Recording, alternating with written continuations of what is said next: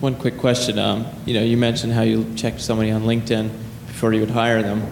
And I heard a recent speaker say about a business profile anyway, it's better to have a bad business profile online than no business profile, because then you just appear like a non-existent company.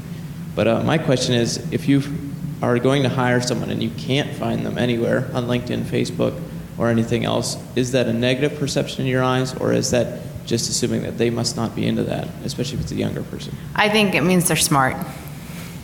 I do. And when I hire, I Google every person. I actually had an interview scheduled, and I was running behind, and I didn't look at Facebook before I scheduled her interview, and then we called and canceled and told her that I already filled the position, but it was a lie. I just was like, there's no way, after I saw her Facebook page. But now when I hire people, because usually my people that I hire are a couple years out of college, 1 or 2 entry-level positions, and if I can't find them online, I think that they're very smart.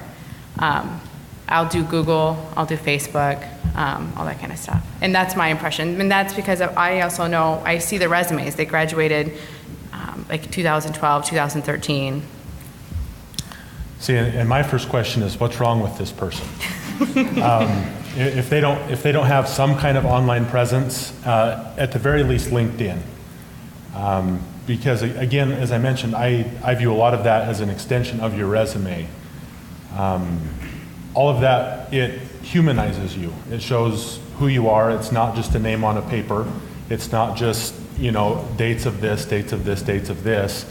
This is a real person with a personality. Will that personality work with us? Now, you get to pick and choose what you put on there, but you do the same thing with your resume. I walked out after I got in a fight with the manager.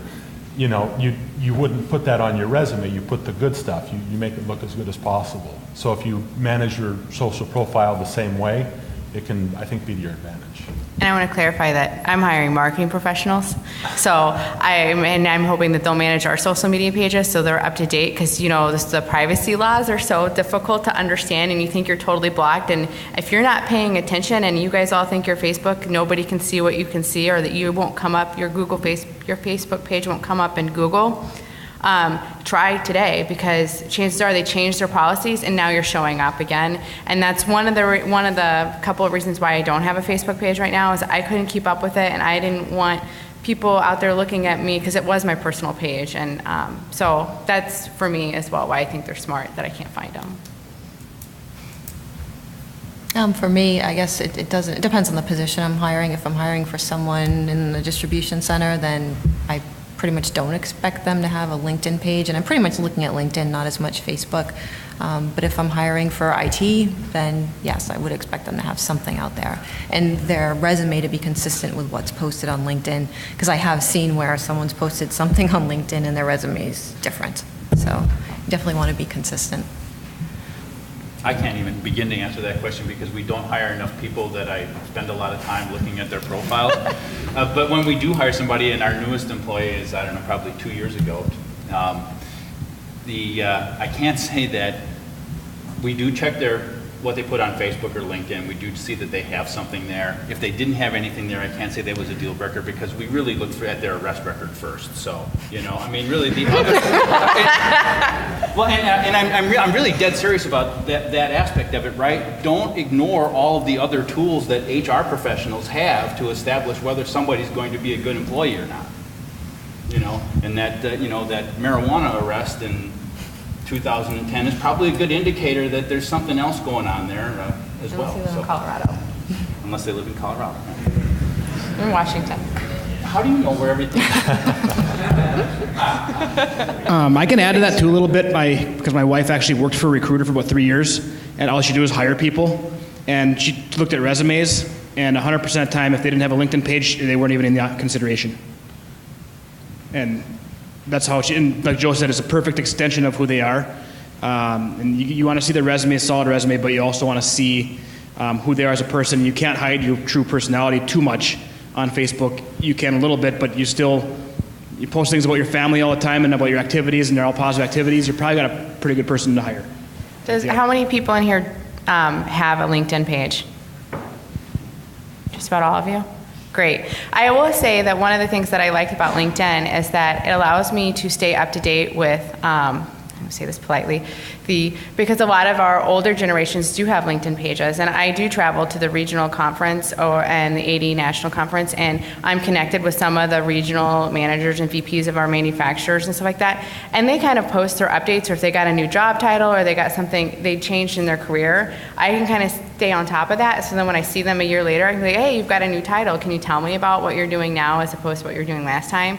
And so it is a way for you to connect with those people that you wouldn't connect on Facebook with, and it allows you to have that kind of visibility.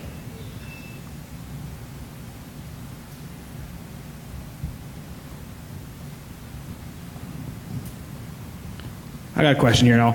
It seems our manufacturers, distributors, manufacturers, reps are doing a pretty good job with the social media, connecting, sharing information. How do you see us getting into our contractors who are very technology unsavvy? I guess if that's a word or not, but how do you see us bringing them up to speed and helping them out with that? I don't know if we necessarily have to.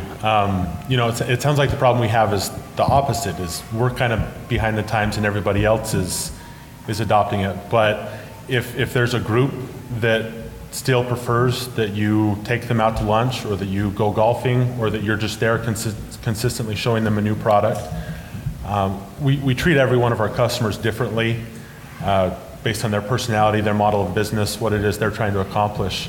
If there's a group that I don't text, I don't do any of this, they've got an old flip phone, whatever it might be, great. Then we know how to do that. Most of us, we've been doing that ourselves for a number of years. They'll come into it when they feel they need to, or if they need to.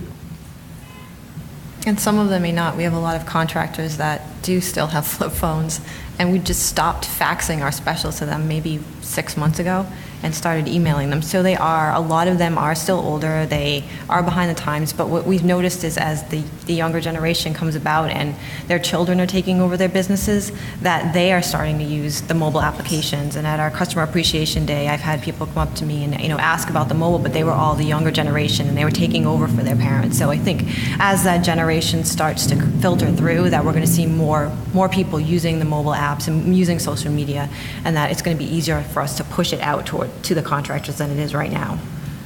I can say that at this point in time, I'm not concerned about my contractor base and their social media savviness. What I'm more concerned about, and I think what the contractors are more concerned about right now, is they're in a challenging environment just like we are. Margins are getting tighter every day. They need to do things in their business that does the same things that we do in ours, right? And that is take risk out of transactions and projects. So for us at the contractor level, what we try and do more than anything is they're not really engaged in the social part, and they're not, most of them, tech savvy. While there are new contractors, the younger generation coming along that is more tech savvy, more social media oriented, what we're concerned about is getting in with them and teaching them how to use some of the applications that have been developed by our manufacturers that we represent, and teaching them how to use that to take risk out of their daily business. It earns us significant loyalty because we take the time to train them on that, and it also just puts them in a position to buy the products that those applications are developed around.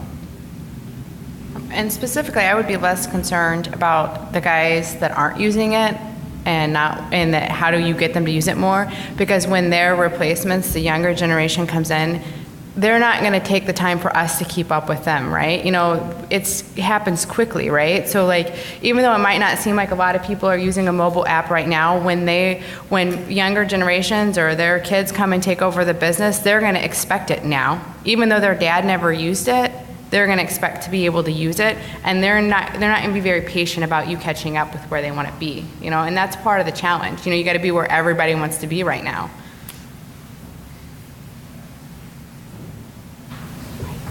Any more questions?